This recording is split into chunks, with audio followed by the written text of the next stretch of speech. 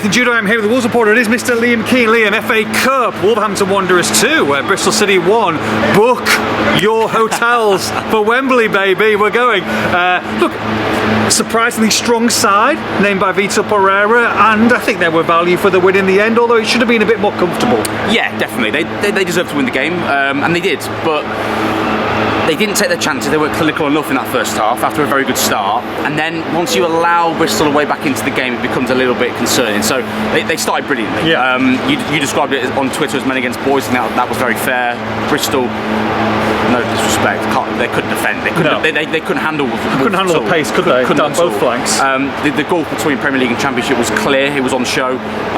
Wolves scored two very nice goals. Aït-Nouri and Rodrigo Gomez, both wing backs, get on the score sheet. They could have had more in that first half, before and after the goals. Didn't add to it, and then it became a bit of a lull in that first half. Yeah. Wolves, last 10 minutes, 1-2. Yeah, Wolves are very comfortable, just sat back, very nonchalantly passing the ball around. Hwang gives a silly free kick away, and they score from the free kick, and then you go into half time with it less comfortable and secure as it should have been. Wolves should have gone on and got 3, 4, 5 goals in that game. Didn't, and that's the first concern. Second concern is obviously the goal itself, the way they sort of get the free kick away, and the manner and the timing of it. And then the second half was sort of a non-event. Was a bit in a weird way. It was, neither side really got into it for 35 minutes or so.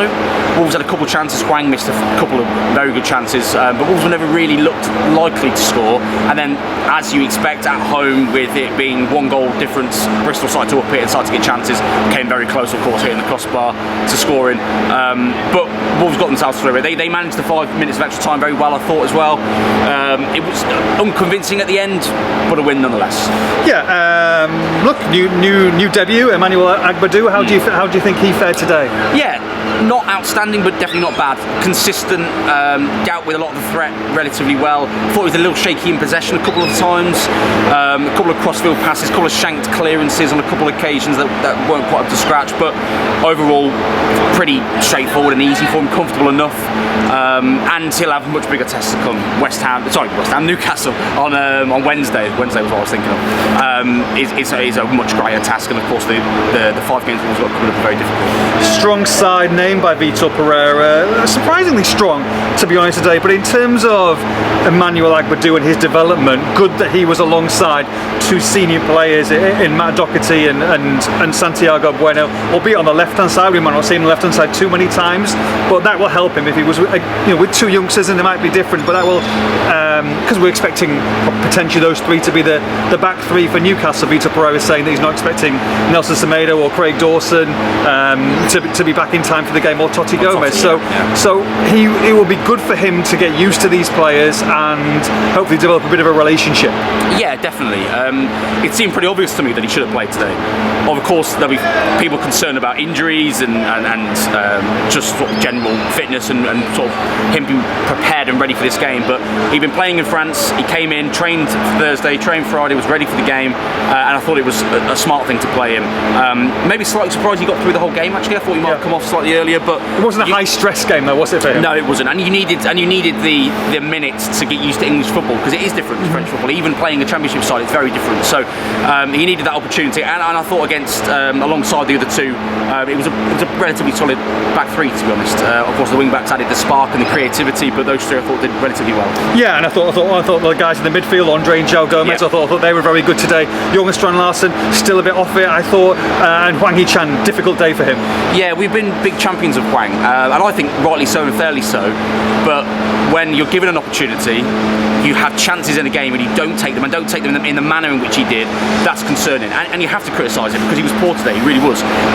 There was 2 or 3 chances in that second half that he could have done a lot better with, and the first one was the one that really concerned me. João Gomez lays it back to him, 10 yards out, it comes very nicely and comfortably across his body, and you think it's a standard Hwang Hee-chan bottom corner, drill it, get your knee over the ball, and as he approached the ball, he didn't look like to score. He looked like he was struggling for confidence, and he shanked it far, high and wide, and it was not even close. So when you've got a player of his quality not anywhere near his top level of performance, you have to come out the team. Yeah. He's had his chances now. I know he scored 2 in 2 a few weeks ago, but he's had his chances. He's not performed, and I think with Cunha back for the Newcastle game, that's probably his time back on the bench. I think so. I think if he'd had a stunner today, then it might have been Jorgen Strand-Larsen, but you've got to think it's probably going to be Cunha for Hwang in that side. And not too many other changes. I mean, Sam Johnson and Sarr is probably your other one, but you look Geddes probably keeps his place. Geddes keeps his place, and you look at what Vitor Pereira said after the game today. He's not expecting those 3 players to return. This is probably the main team that we're looking at to play at St James's Park. Yeah, I think so. I mean, on Geddes, he was the best of the front 3, definitely. Does give the ball away a little bit too much for my liking, but there was a lot of endeavour and effort there. On a game that we thought maybe he might not quite be up for it, he definitely was. So he definitely should be keeping his place. And you look at the other Sarabia forms. Exactly. Bellegarde, they're not pushing for a starting lineup. Sarabia did okay when he came on. Bellegarde was a non-entity again, really. And look, Wolves got there, saw the game out. But you are right, it will be the vast majority of that 11. You're probably looking at 1 or 2 changes at most. Will be starting against Newcastle. He's here. He's here. I'm wearing a women's top. It's fine. Don't forget your jacket. Who do you fancy next round then?